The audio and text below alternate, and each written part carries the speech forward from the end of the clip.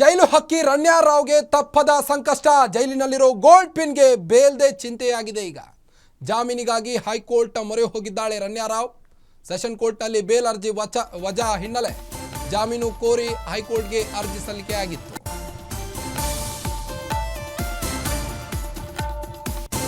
ಜೈಲು ಹಕ್ಕಿ ರಣ್ಯಾ ರಾವ್ಗೆ ತಪ್ಪದ ಸಂಕಷ್ಟ.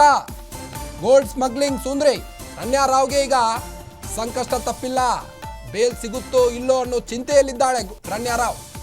ಜೈಲಿನಲ್ಲಿರೋ ಗೋಲ್ಡ್ ಪಿನ್ಗೆ ಬೇಲ್ದೇ ಚಿಂತೆಯಾಗಿದ್ದು ಜಾಮೀನಿಗಾಗಿ ಹೈಕೋರ್ಟ್ ಮೊರೆ ಹೋಗಿದ್ದಾಳೆ ರಣ್ಯಾ. ಸೆಷನ್ ಕೋರ್ಟ್ನಲ್ಲಂತೂ ಕೂಡ ಬೇಲ್ ಸಿಗಲಿಲ್ಲ. ಅಟ್ಲೀಸ್ಟ್ ಹೈಕೋರ್ಟ್ ಆದರೂ ಟ್ರೈ ಮಾಡೋಣ ಅಂತ ಅರ್ಜಿ ಸಲ್ಲಿಸಿದ್ದಾಳೆ. ಬೇಲ್ ಅರ್ಜಿ ವಜಾ ಹಿನ್ನೆಲೆ ಸೆಷನ್ ಕೋರ್ಟ್ನಲ್ಲಿ ಹೈಕೋರ್ಟ್ಗೆ ಅರ್ಜಿ ಸಲ್ಲಿಕೆ ಮಾಡಿದ್ದಾರೆ. ರಣ್ಯಾ ಪರ ವಕೀಲ BS ಗಿರೀಶ್ರಿಂದ ಅರ್ಜಿಯನ್ನ ಸಲ್ಲಿಸಲಾಗಿದೆ. ಮುಂದಿನ ವಾರ ಅರ್ಜಿ ವಿಚಾರಣೆಗೆ ಬರೋ ಸಾಧ್ಯತೆ ಕೂಡ ಇದೆ. ಬೇಲ್ಗಾಗಿ ರಣ್ಯಾ ರಾವ್ ಸಾಕಷ್ಟು ಸರ್ಕಸ್ ಅನ್ನ ಮಾಡ್ತಿರುವಂಥದ್ದು. ಹೈಕೋರ್ಟ್ ಮೆಟ್ಟಿಲೇರಿದಾಳೀಗ ಗೋಲ್ಡ್ ಪಿನ್. ಮುಂದಿನ ವಾರ ವಿಚಾರಣೆಯಾಗುವ ಸಾಧ್ಯತೆ ಕೂಡ ಇದೆ. ಬನ್ನಿ ಈ ಬಗ್ಗೆ ಇನ್ನಷ್ಟು ಅಪ್ಡೇಟ್ಸ್ ಕೊಡ್ತಾ ಹೋಗ್ತಾರೆ ನಮ್ಮ ರಿಪೋರ್ಟರ್ ಬಸವರಾಜ್. ಬೇಲ್ಗಾಗಿ ರಣ್ಯಾ ರಾವ್ ಸಾಕಷ್ಟು ಸರ್ಕಸ್ ಮಾಡಿದ್ದಾಯ್ತು. ಇನ್ನು ಸೆಷನ್ ಕೋರ್ಟ್ನಲ್ಲೂ ಕೂಡ ಅರ್ಜಿ ವಜಾ ಆಯಿತು. ಈಗ ಹೈಕೋರ್ಟ್ಗೆ ಹೋಗ್ತಾ ಇದ್ದಾರೆ. ಏನಿದೆ ಹೆಚ್ಚಿನ ಮಾಹಿತಿ?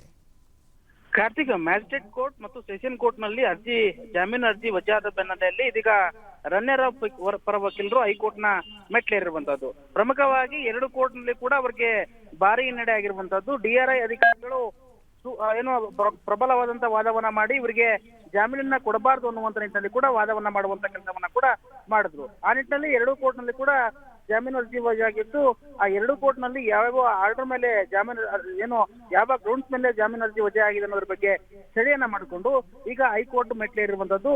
ಆ ರಣ್ಯಾ ರಾವ್ ಪರ ವಕೀಲರಾಗಿರುವಂತ ಏನು ಗಿರೀಶ್ ಅವರು ಈಗಾಗಲೇ ಕೂಡ ಜಾಮೀನು ಅರ್ಜಿಯನ್ನ ಸಲ್ಲಿಕೆಯನ್ನ ಮಾಡಿರುವಂತದ್ದು. ಬಹುಶಃ ಮುಂದಿನ ವಾರ ವಿಚಾರಣೆಯನ್ನು ಕೂಡ ಹೈಕೋರ್ಟ್ ಕೈಗೆತ್ತಿಕೊಳ್ಳುವಂತ ಸಾಧ್ಯತೆ ಕೂಡ ಹೆಚ್ಚಿರುವಂತದ್ದು. ಕಾರ್ತಿಕ್, ಥ್ಯಾಂಕ್ ಯು ತಮ್ಮೆಲ್ಲ ಮಾಹಿತಿಗಾಗಿ.